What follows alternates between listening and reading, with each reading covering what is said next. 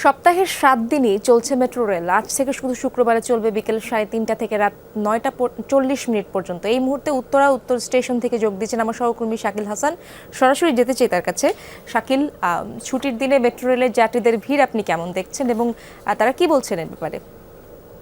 Walton television মাত্র 25,490 টাকায় পাচ্ছেন গুগল টিভি।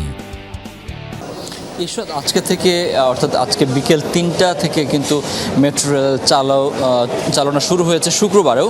এর আগে সপ্তাহের এই দিনটি শুক্রবারে বন্ধ থাকতো, কিন্তু আজকেও বিকেল 3টা থেকে রাত 9টা পর্যন্ত 9:40 পর্যন্ত মেট্রো রেল চলবে। এবং আমি যাত্রীদের সঙ্গে কথা বলেছি, তারা বলছেন যে যেহেতু এই শুক্রবার ছুটির দিনে হচ্ছে তারা মূল শহরের সঙ্গে যোগাযোগ অর্থাৎ ফার্মগেট, কারওয়ান বাজার, শাহবাগ অথবা মধুশিলের সঙ্গে যোগাযোগের জন্য মেট্রো রেলটি খুবই দরকার ছিল এবং যাত্রীদের দাবির প্রেক্ষিতে সেটি কিন্তু ডিএমটিসিএল বাস্তবায়ন করেছে এবং ধীরে ধীরে এই সময়সীমাটাও বাড়ানো হবে। আজকে আমি কথা বলছিলাম ডিএমটিসিএলের এমডি যিনি মোহাম্মদ আব্দুর রৌফ, তিনি আমাকে জানিয়েছেন যে সেটি তার বিবেচনায় রাখবেন। পাশাপাশি আমরা কথা বলেছি আজকে থেকেই চালু হচ্ছে হামলায় ক্ষতিগ্রস্ত কাজীপাড়া স্টেশনটিও। সেই স্টেশনটি মেরামতে যদিও গতকাল বলেছিলেন বিভিন্ন গণমাধ্যমের সঙ্গে যে 20 লক্ষ টাকা খরচ হয়েছে।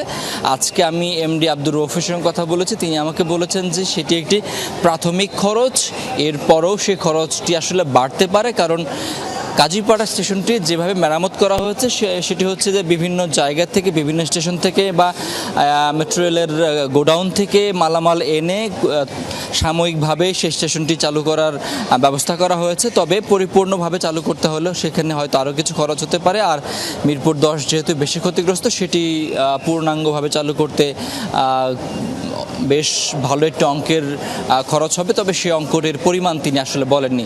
এছাড়া একটি প্রশ্ন করেছিলাম যে গতকাল যে কারণে হচ্ছে মেট্রো রেলটি বন্ধ ছিল, বিয়ারিংটা ভেঙে যাওয়ার কারণে, সেটি নিয়ে তিনি একটি ব্যাখ্যা দিয়েছেন যে আমরা বলেছি যে এর আগে বেশ কয়েকটি গণমাধ্যমে এইসব বিষয় নিয়ে আসলে প্রশ্ন উঠেছিল বা হচ্ছে অভিযোগ উঠেছিল। তিনি বলেছেন যে বুয়েট কর্তৃক বিয়ারিংগুলো টেস্ট করার পরেই যেগুলো খারাপ সেগুলো বাতিল করা হয়েছে, ভালো যেগুলো ছিল সেগুলো আসলে লাগানো হয়েছে। গতকাল যেটি ঘটেছে সেটি একান্ত একটি দুর্ঘটনা বলে তিনি মন্তব্য করেছেন।